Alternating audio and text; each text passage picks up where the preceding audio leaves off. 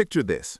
You're sitting on your couch, watching a popular sitcom or a commercial for life insurance.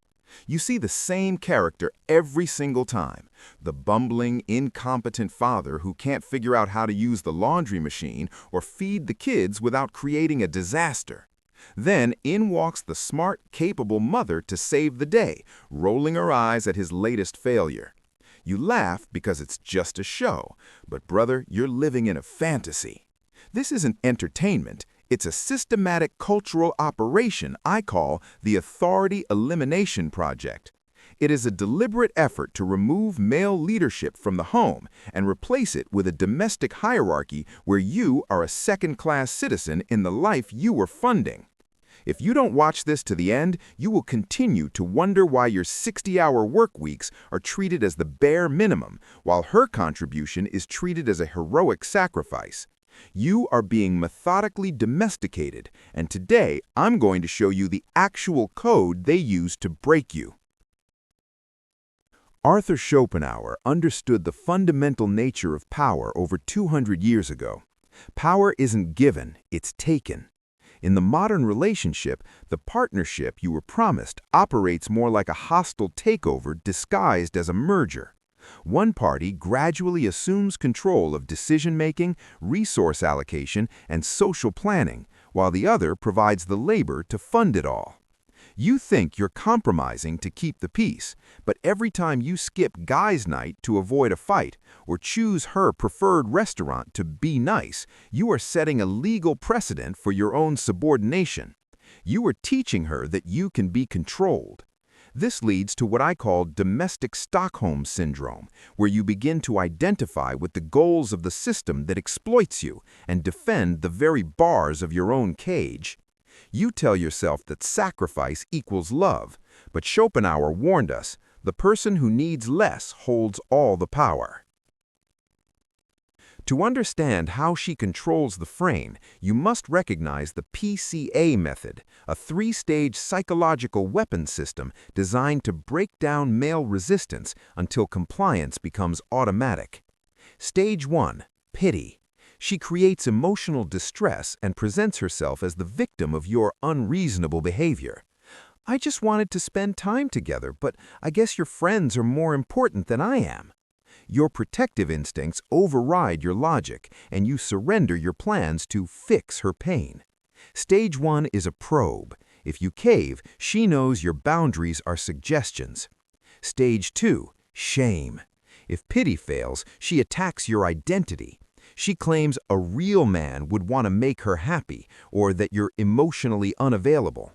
Shame is designed to make you feel deficient, so you'll do anything to escape the psychological torture, including surrendering your authority. Stage 3, anger. This isn't explosive, it's cold and calculated. The silent treatment, the withdrawal of affection, or the cold shoulder. It makes your life so uncomfortable that you finally cave because conflict feels more expensive than compliance. Women's biology is programmed to conduct what psychologists call compliance testing. This isn't a conscious conspiracy, it's a quality assurance test on your masculine core. She pushes your boundaries to see if they're real or just suggestions. When she picks a fight about how you loaded the dishwasher, she doesn't care about the dishes. She's checking if your authority crumbles under pressure. If you cave to avoid the argument, you fail the test. In her DNA, a man who can be easily controlled by her cannot protect her from real-world threats.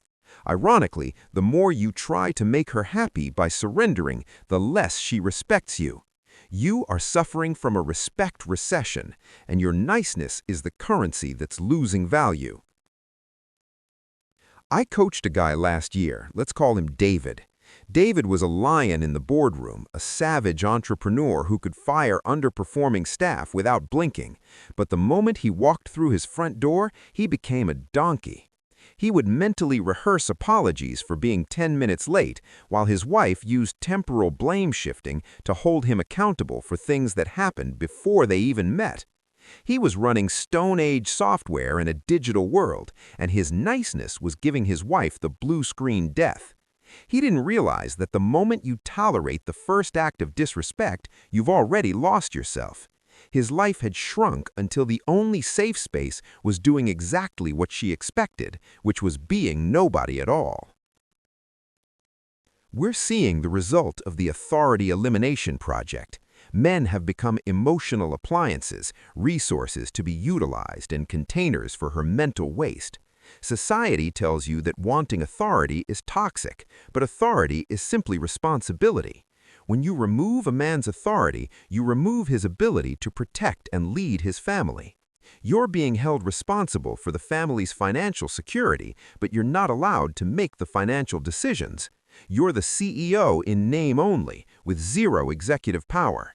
This creates learned helplessness, where you stop asserting your needs because experience has taught you that resistance only creates more problems. You are a human doing instead of a human being. Reality is undefeated, and it doesn't care about your feelings.